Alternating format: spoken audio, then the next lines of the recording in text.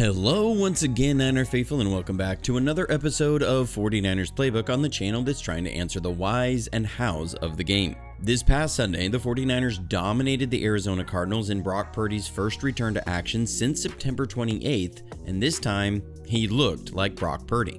With the losses on defense, Purdy and the offense will have to be the ones to carry the team going forward. So let's jump to the film and see how the 49ers offense had their best game of the year. You're watching Johnny Dell's Football Academy.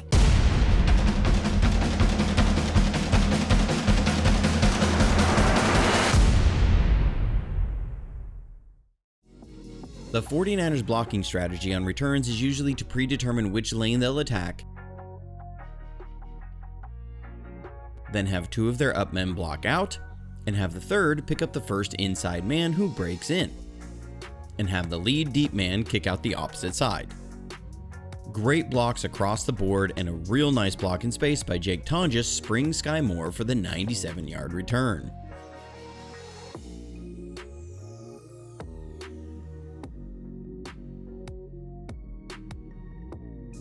Then, to get in for the score, it's a nice job by McKivitz and Purdy working a combo to the second level to open up CMC on a score to take the lead, one they'll never give up for the rest of the game.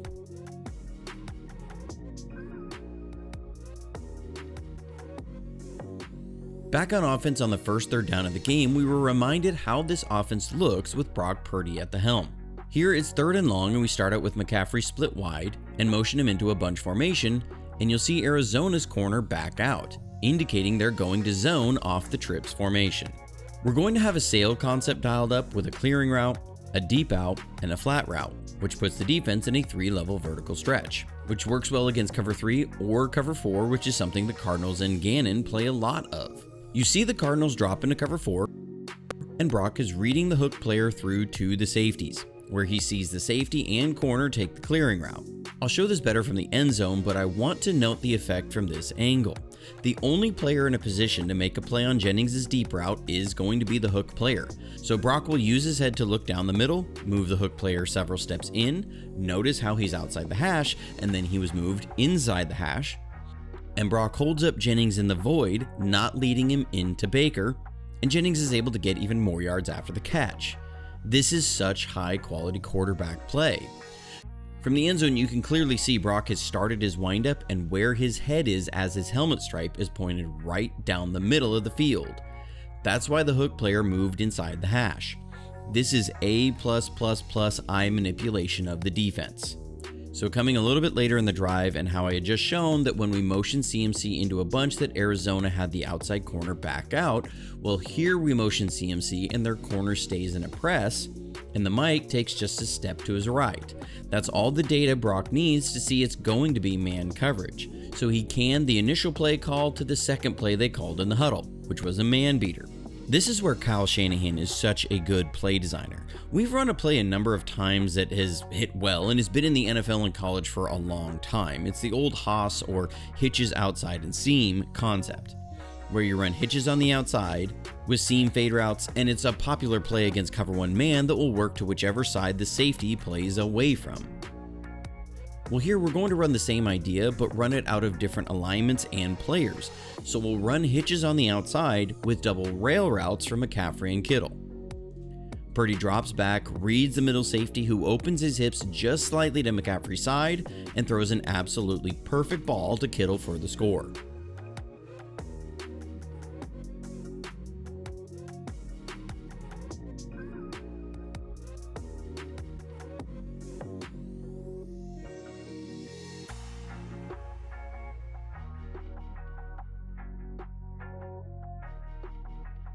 On defense, we do give up a score, and this is just poor technique by Mustafa. He comes up in run support and needs to take on this blocker with his inside shoulder. He made this same mistake versus LA last week, so that is a little troubling to see the same mistake on a very similar play 2 weeks in a row. Back on offense though, we'll see again how Brock just operates on a different level. So if you caught my show last week on the Gold Standard podcast, I had talked with Rob about this very passing concept and showed an example of Mac Jones running it and Brock Purdy running it. Well, we run it here in his first game back. This is the 4-strong snag. We run it oftentimes with a single receiver slant on the backside, then run a snag or spot concept with a snag or spot route, and that just depends on which system it's in. Those are the two most common names for this concept, which is a spot or snag route paired with a corner route and then a flat route, and we run it with a lead blocker. The progression works 1 on the slant, almost like an alert, then 1 to 2 to 3 on the snag or spot. Here, Arizona is coming with a fire zone blitz and will actually get a free man off the edge, and they're dropping a backside outside linebacker into coverage, and that usually would take away the slant. But Brock just looks the guy off and hits Juwan on time to the slant. It looks so simple, but it's not. From the end zone, you can see again from Brock's helmet stripe how he looked off the defender to the inside and hit the slant.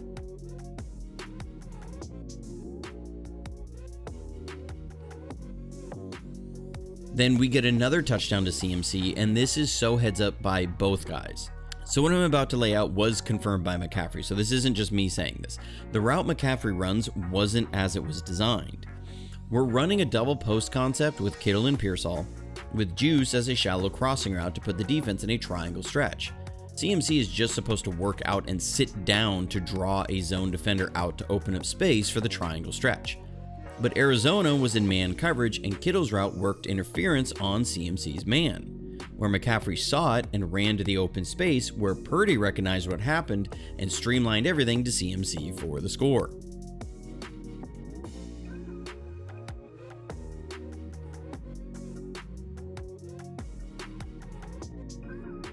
One thing we saw have a big improvement was the efficiency in the run game. McCaffrey had his highest yards per carry of the season at 6.2.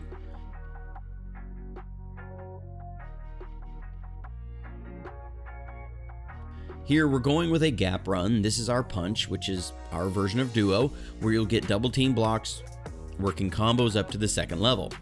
Great job by both Kittle, who seals off the edge, and Luke Farrell, who helps move the 4-eye technique down and gets up on Cody Simon, and McCaffrey does what he's done all year, run hard and force a missed tackle, and the drive nets a field goal.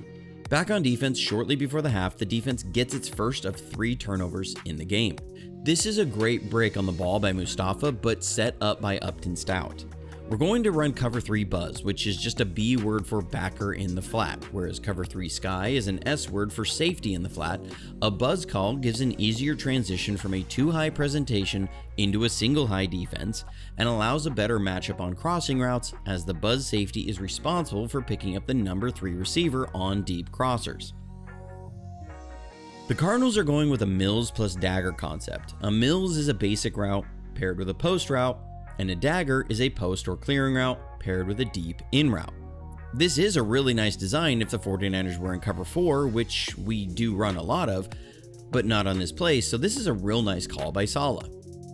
You can see both underneath hook players take the basic route.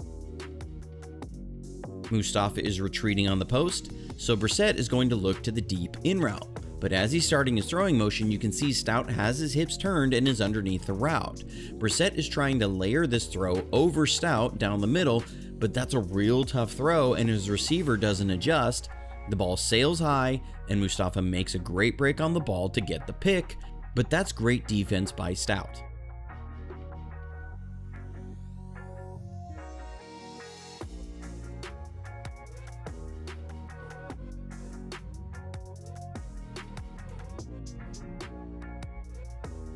So to start out the drive after that, and on a drive that kind of has a wild chain of events with a blocked field goal that was then penalized, and then we end up netting a field goal, that drive doesn't start without this play. Some of these layered throws we see Brock make are just wild. We're going max protect, so Brock doesn't have a true hot pressure beater. We have Jennings and Pearsall on chains routes, and Robinson on a basic route. Arizona comes with an overload fire zone blitz with 3 deep and 3 underneath. We don't block it up all that well, and Purdy gets a guy right in his face and makes a ridiculous layered throw over the underneath defender in Jennings, who makes a great contested catch.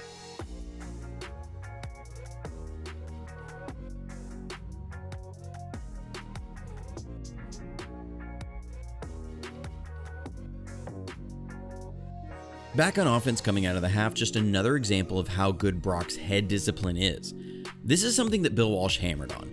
During the drop back, he wanted his quarterbacks to keep their head down the middle of the field as long as possible. He spends time on this in his old quarterback teaching series that he did using Montana as a demonstrator.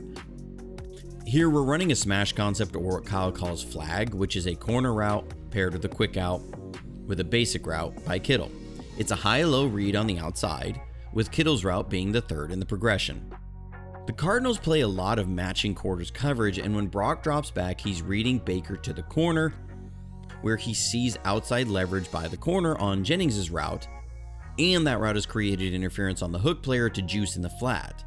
But look at where Brock's eyes are. His head is right down the middle of the field to Baker, who's held in the middle of the field, so even when Brock starts his windup, Buda Baker actually moves to attack Kittle's route, and we get a big catch and run by Juice, and the drive nets another field goal.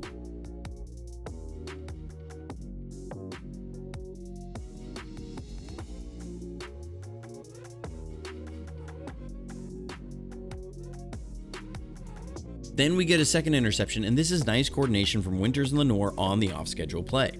So last week when I put my review video together, I will edit those style of videos in 200% speed to get through it quicker, and the last segment I accidentally left at 200% speed. That's why I sound like a chipmunk. That segment, I was talking about how there was a miscue between Lenoir and Winters on a quarterback scramble of who was going to stay in coverage and who was going to cover Stafford. That's important here because we're in cover 4 and Lenoir is a quarters player with Winters the underneath hook on that side.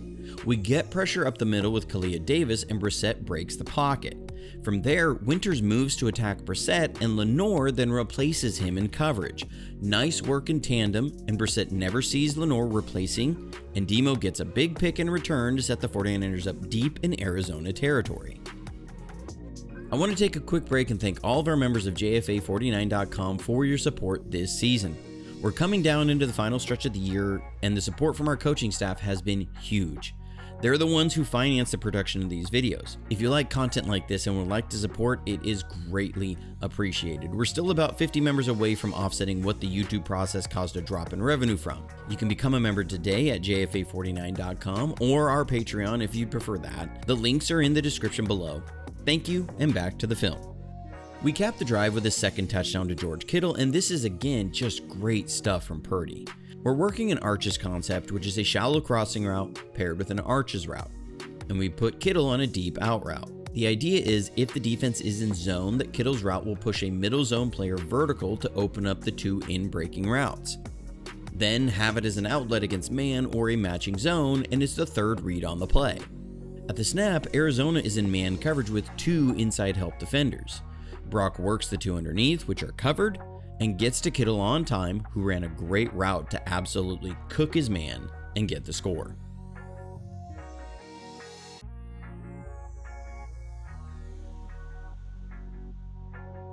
Back on defense, we force a third turnover in the game, and this is exactly what Saleh wants from his defense. Take away the deep and intermediate, force a throw underneath, then go attack the ball.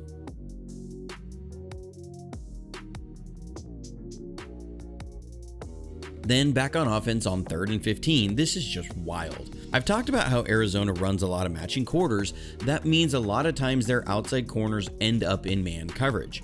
This time on Christian McCaffrey, and we're running a 15-yard comeback from the far hash. I don't really know any team in the NFL that is going to run their running back against man coverage with a corner and throw a deep comeback route on 3rd and 15. That's the kind of special player McCaffrey is.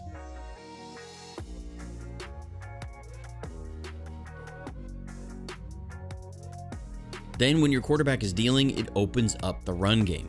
McCaffrey got his biggest run of the year and finally broke the threshold of a 20-yard run in this game.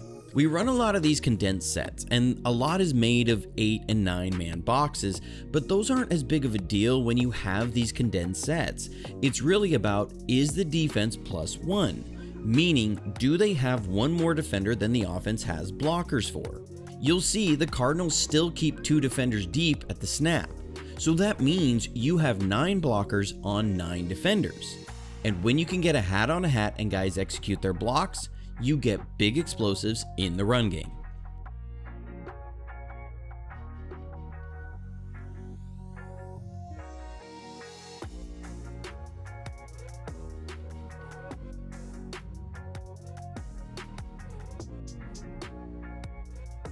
Then on the touchdown, you can see Brock can the play. He's flipping the run where the Cardinals were plus to Kittle's side. We send Kittle in motion, and we get great blocks by Kittle.